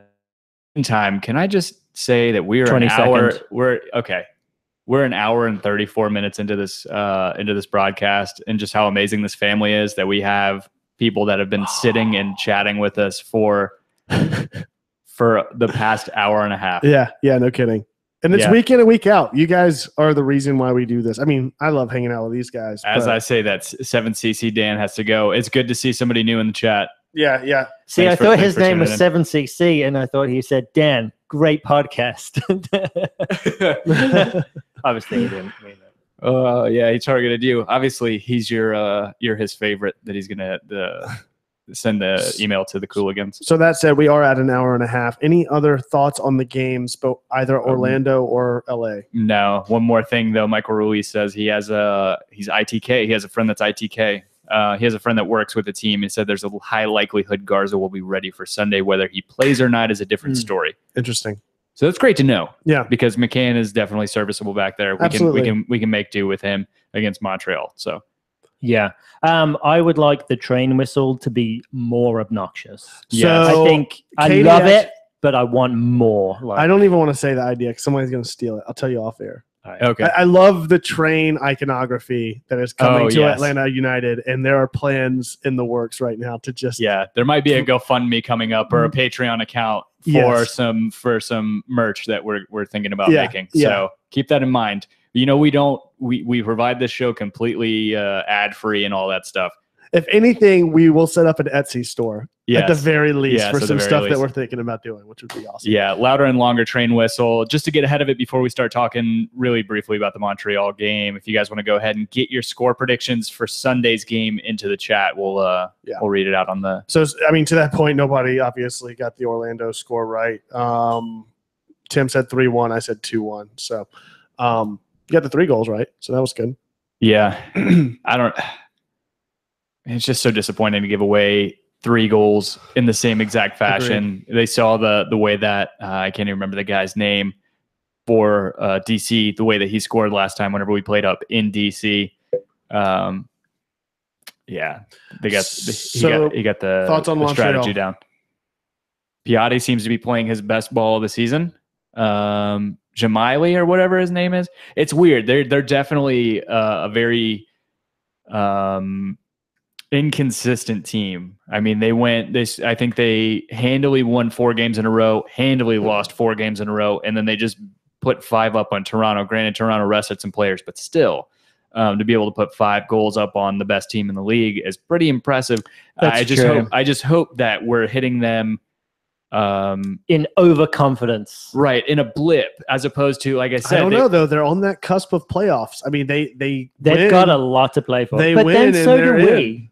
I mean, right? They win and they're in at this point. At least after this week, they jump Columbus if they win this week, right? Well, thing is, Red Bulls have a game in hand on Montreal, so then they're still not secure if they win this week. Yeah, no, they're not. No, they're not. And actually, even if they do win this week, they stay in 7th because of goal differential. Red Bulls are at +5. I will say that Jackson Hamill has been pretty outstanding too. But every game is must win for them, is what I mean. Ultimately, it's true. What Yes, it is. yeah. And that's the thing. And the other thing, there's an added element to it too. From I think it was a few weeks ago, or at least during the transfer window, when Piatti said this is his last season with Montreal. I don't know if he's going to try and bring some sort of flair, really play his heart out for the team or whatever. I don't know. I am very leery of their attack. They're great up front. Oh, I think they were just a dangerous team in general. Yeah, between Piatti, Jermaine, and Jackson Hamill, they're a threat everywhere. It seems like. Yeah, they have. I mean, I just remember their defenders. Kamara gave us a hard time. I think Simon and Cabrera gave us a hard time too. Simon is a twat. He is a twat. We can't say that enough. And Donadell's been playing pretty good. Donadell's goal last night was unreal. I don't know if you guys saw it. It was 2nd goal against Toronto last night. We got some score predictions coming in. Brittany S 3-1 Atlanta. Rachel Bevan 3-2 Atlanta. Liam, just Liam, like Bono. 3-0 Atlanta. Michael Ruiz says 3-2 Atlanta with a winner in the last 15 to 20 minutes. That place would erupt. Kevin Brown says 3-0 Atlanta. Atlanta remembers the unjust red and will be fired up. Absolutely. Yeah. LGP won't be going off goal. in this game. Yeah, LGP is going to have a hat trick. Salmon says 4-2 You mean Atlanta. historic goal scorer, LGP? Can I say can I say last night hearing the supporter section actually LGP. Yeah, you could hear that on TV, by the way. you could. Did you guys distinguish Joseph Martinez? I didn't catch that. Yeah, so that's really starting to catch on. You see that a lot in Europe, a lot of player specific songs. I thought that was pretty great. That's awesome. Yeah. So score predictions, what do you guys think? I think it's going to be a 2-2 draw. I could see that. You going 2-2 as well? No. I think we win 4-2. I think the rate that we're scoring goals. And I will say Joseph Martinez doesn't score a single one of those 4. Hat trick for LGP. I think Tito gets back on the score sheet. Yeah. I saw somebody talking about in the chat how he needs to get better in open play. I don't care if he's better in open play. He is amazing in in traffic. He must have the most powerful shot. It's crazy that I've probably seen. I mean, it's every shot that comes off his foot is like a laser beam. Yeah, I mean, Bendik was very, very lucky to be able to stop that shot alive. Yeah, he had to get his head taken off. I already put that in. Seth Carter 4-3 Atlanta. I'm guessing he said, "I just hope the Lukaku chant doesn't start." I don't know if you heard that. I heard. Yeah, that's so disappointing. Yeah. Well, what do you expect? You're talking about fans that whole bunch of foreigners there, probably. All the Man U fans that chant for the Hillsborough disaster. Anyway. 2-1 Montreal. All right. I think there's too much riding at this point. Atlanta's riding high right now, rightfully so. Montreal is too, and Montreal's got a lot more to win out of this game than Atlanta does. Mm-hmm. And I wouldn't be surprised to see Tata start making some of those strategic substitutions in the starting 11, like in the lineup. We might see this week I think we might see some lineup changes this week, just based off of the frequency of games that we've had over the past 3. So I don't know who that is or where that is, but if that takes place, I feel more confident in that 2-1 Montreal win. But if it's starting 11, maybe we pull it out 2-1 Atlanta. But I really, for whatever reason, I'm thinking this might be the game that we see Atlanta kind of take a step back and just get surprised by this Montreal team. This is, out of all the games that we have left, this is the one I'm most nervous about. Yeah, I would say too. And as far as lineup goes, I think we'll go with the same lineup, with potentially the exception of Garza coming in for McCann with that knowledge been dropped to us. Yeah, I like it. A couple things to get out of the way again before we wrap up. One of our good supporters, family members, at 285 Racer, Mr. Jay LaFleur, on Twitter, he said he wants to give a shout out to Shamie Grace, and also wanted to remind you guys to go and vote for Miguel Almiron to be on the cover of FIFA 18. Hell yes. Oh yeah, I voted like 3 times. Me too. Every time I see it on Twitter. Oh yeah. Yeah. And it's soccercooligans@gmail.com, right? That's correct. Yeah. So make sure you guys, to get tickets or for a chance to win free tickets to the Red Clay Comedy Festival coming up next Wednesday. It's 3 days. He didn't say which 3 days. Oh, that's true. Yeah. Just look it up. What was it? RedClayComedyFestival.com or something like that. Red Clay Comedy. RedClayComedy.com. Yeah, he said the 28th, so it's next Thursday. But send an email to soccercooligans@gmail.com, and in the subject line put Home Before Dark, and then put in your favorite host and then your least favorite host of the show for your chance to win 2 tickets. Or it might just be 1 ticket. They might just do one and then another. Oh, that's true. That could be I it. didn't think about that. I have a feeling Kevin's going to win both of those categories. And then favorite Kevin, least favorite Kevin, like everybody's response. It's cool. One more score prediction. New face in the chat. J. Mitch, the man, says 2-2. Hope for more though. Amen, Mitch. So you can find all of us on Twitter as well. Again, go check out Soccer Cooligans. Great having those guys on. Go check out all of the Atlanta podcast family. You can find all of us on Twitter. Tim, where can they find you at? You can find me at Tim Herb. Dan, what about you? You can find me at DNJMS. You can find me as well at The Architect. That's at _ARC, the number 1 TECT. Collectively at Home Before Dark. That's before spelled B and the number 4. Bring all your best Orlando trash talk. Even if you are an Orlando fan, we will shut that shit down. Go check out gethomebeforedark.com. Go leave us 5 stars and or a review on iTunes to hear it read on the show. We love the hell out of you guys. You guys make this fun and enjoyable each and every week. That's why we do it. So, as always, be home before dark.